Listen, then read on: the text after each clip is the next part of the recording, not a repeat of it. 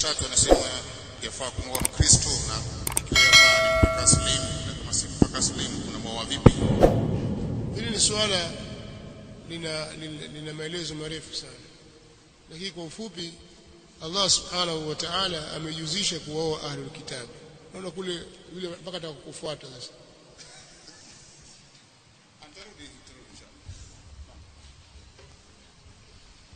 Nafahamu ndani ya Qur'ani Allah subhanahu wa ta'ala ametuhalalishia kuoa ahlul kitab, watu waliopewa kitabu ambao ni Mayahudi na Manasara. Sawa, tumehalalishiwa sisi Waislamu kuwaoa wao. Suala lililopo ambalo linaleta utata, je, hawa tulionao leo wale Mayahudi walioko kule Uyahudi kule, wale Mazayuni wale ni Mayahudi, na hawa Manasara waliopo katika miji hawa Kristo ndio hawa Manasara? Sawa, ndio mzozo uko hapo.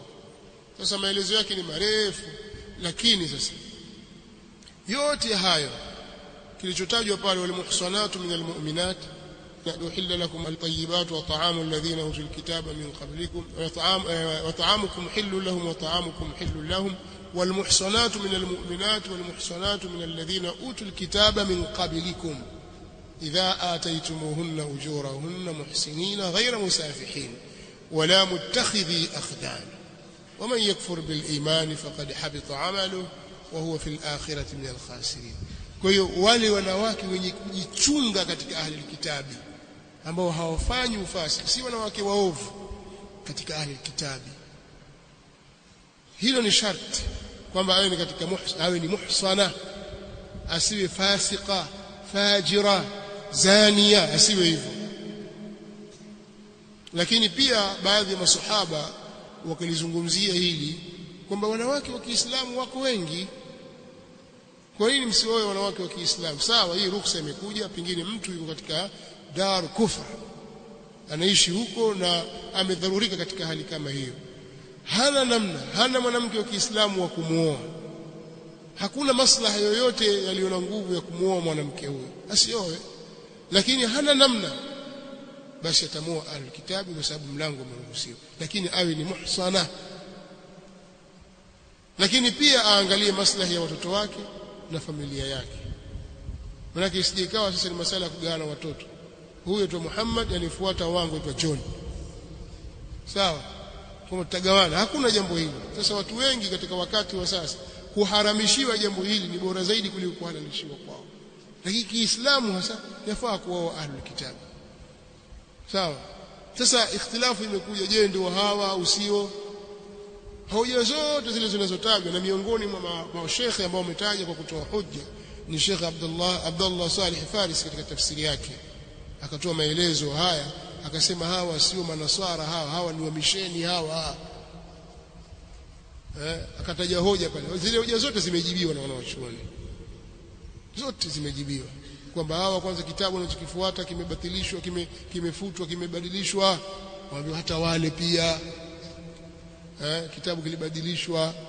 Hawa sio wale kile kizazi chenyewe, hao walifuata Ukristo tu. Waambie kuna Wakristo wa Kiarabu walikuwepo. Kuna watu katika Waarabu walitanasar wakawa ni Manasara. Sawa, hawa sijui wanakula nguruwe, hata wale walikuwa kila nguruwe. Sawa, kuna mambo mengi yanatajwa hili, lakini yote yamejibiwa. Na Uthman bin Affan radhiyallahu anhu alikuwa mke wake katika wake zake ni Mkristo, Naila kwa ni Mkristo, kama ni Mnasara. Sasa kama utaoa kwa maslaha ya kwamba pengine huyu atakuja kwenye Uislamu, na hakuna wanawake wa Kiislamu wa kuoa katika nafasi sehemu hiyo, waona kwamba huyu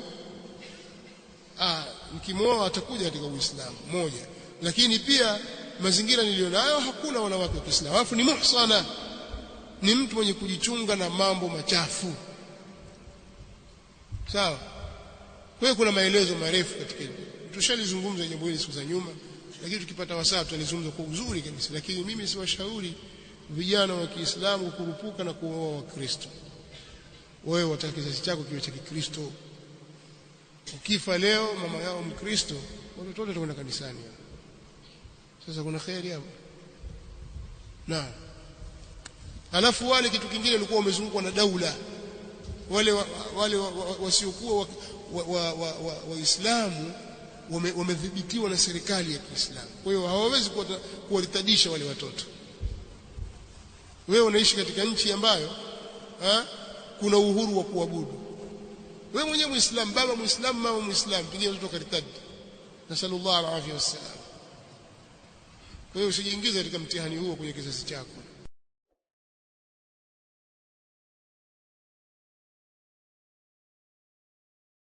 Hii ni Wajawema Online TV. Hapa ni elimu tu.